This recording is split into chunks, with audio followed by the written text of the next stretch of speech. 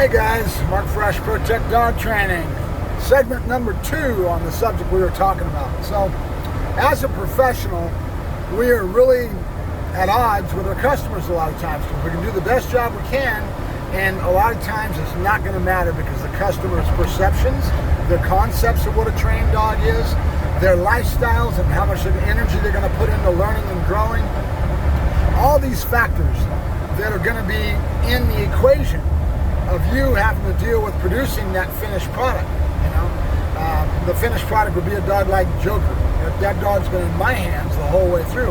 And if you talk to any decoys around and talk to people, Joker's a pretty good dog. He does all right.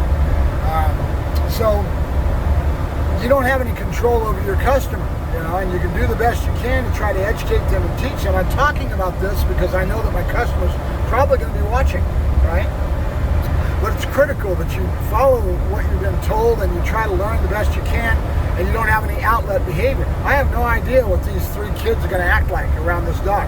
When I went out the other day, we went out last week for a lesson, and we went out in public, and I was showing them the environmental side of things. And with the 3 kids there, I was handing them the leash and letting them have possession of their new puppy, that kind of thing, and slowly but surely teaching and educating them the best that I could, right, in an environmental type situation. One of my little statements to them is something I would say to most any one of my customers, is that it's important to make sure that you work as hard, if not harder, on how to get the kids to do the right thing and educate your kids on how to act around the dog so that they become a very worthwhile tool in molding this dog, right?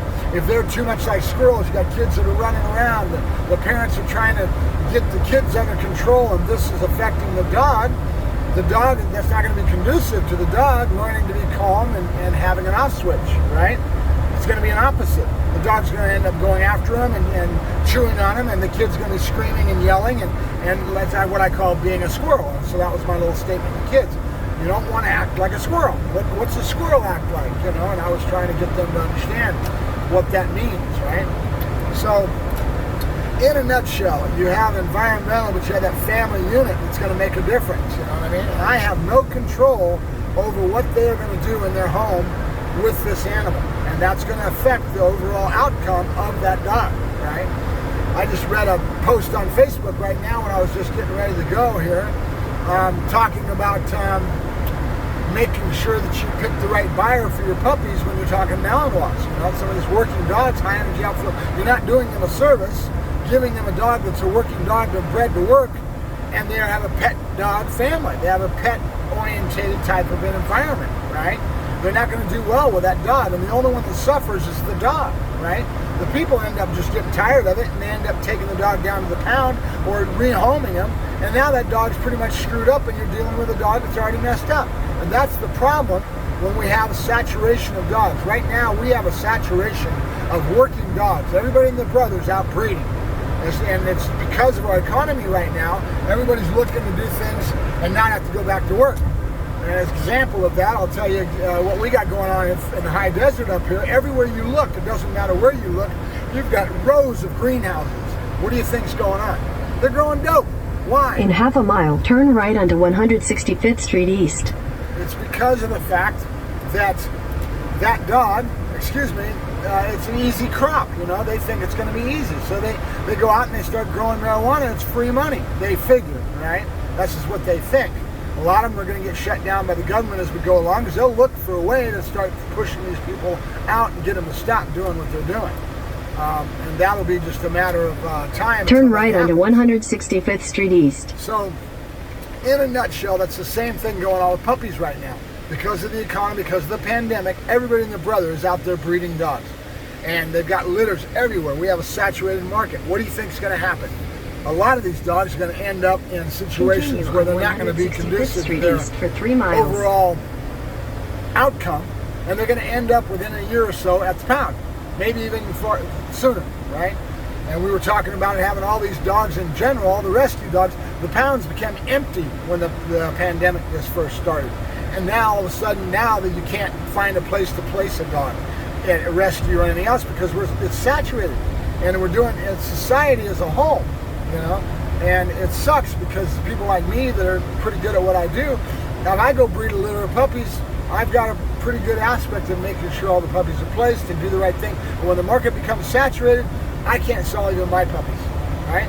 And it's because the market is saturated with puppies everywhere. I saw 2 litters yesterday at one of the classes I go out to. A couple girls sitting with a litter of Dutch Shepherds. Dutch Shepherds are they're going to end up getting screwed up because people don't know what the hell they're doing. And they'll end up, a lot of these dogs are going to end up in the pound. You're going to affect the breed. AKC is getting involved. They've screwed up everything you can think of. Look at, it just drives me nuts. Because I have a criteria in my mind of working dogs. This is what I want to produce. And they're not good for just any family. You don't want to just, how did this guy get this dog? They had a couple that had a litter of puppies who went over in their backyard. How good a breeder are they? No papers. Eros is a pretty good dog though. And he is a little bit more on the lines of pet quality, but with me developing the dog, I'm not developing a pet quality dog. I'm developing a working dog. And that's my thing, right? Can I produce a pet quality dog? Genetics are a factor. I'm not going to take a dog that's been bred to work like Eros and think that I'm going to turn him into a couch potato. It ain't going to happen.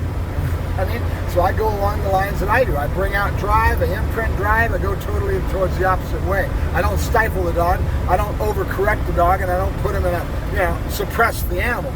That's going to get you a certain thing, but it's going to ruin the dog. So, it is what it is. All right, I'm done yakking, but I'm just trying to get the point across, guys, that in half a mile, everything's turn about left environment. onto East Avenue T. In the end, it's all about environmental. It's about your customer. It's about their ability to work the animal. I can only do so much. Other than the dogs that I keep working, and I get to it like I'm going to be taking that one puppy home. I'll pick him up later today. And I'll imprint the dog and I'll keep him 2-3 months, and then I'll try to flip him and get him a good home, working next dog left home. onto East a dog Avenue that's T. going to be used, somebody that wants to get into sport or actually go towards law enforcement with a young puppy. And I will imprint him to that degree, and then hope that I can find a qualified buyer to buy the dog that's going to give Continue him on this East kind of a Avenue T lifestyle. for 3 miles. It is what it is. I end up having a niche market that's very small because what I produce and what I do is working dogs, and I'm very proud of what I produce and what I do. Doesn't mean that everybody can handle the dog that I've given them, and I can tell stories all over the place. There's one of my puppies out there right now that has a guy that's gotten very involved with working his animal, learning about Schutzen, getting out there and doing it, and he's doing pretty good with the dog overall. The dog's kicking ass and taking names.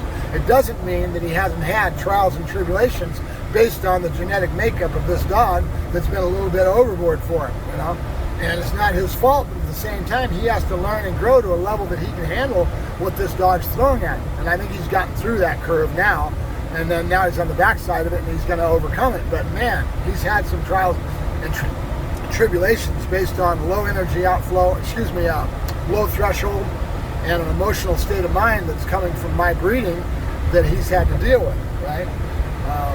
And I wouldn't want anything different because I don't want a dog that's been bred. And what do you want? You want 2 dogs? Let's get a German Shepherd that's been bred for show and a German Shepherd that's a working dog. That's 2 of the same genetics, the same breed, German Shepherds with totally different genetic packages. One's been bred and been developed through the American AKC to prance around in a show ring. And they're all right dogs, they're beautiful dogs, but don't get me wrong. And they can be taught to do Schutzen. But are they any more than just show? No. Can they really ever take a man down? Probably not. There are exceptions to the rules, don't get me wrong. But in a general sense, they're just going through the motions because they're pattern trained, right?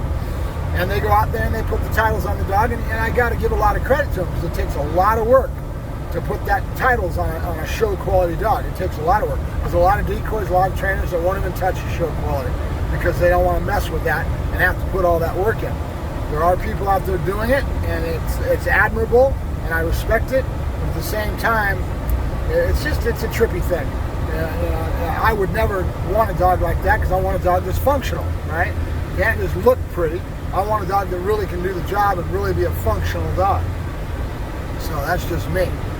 All right, Mark Ferrasci, Protect Dog Training, yakking at the screen, getting a little bit off topic. But you guys have a good day. I'll talk to you later. Bye-bye.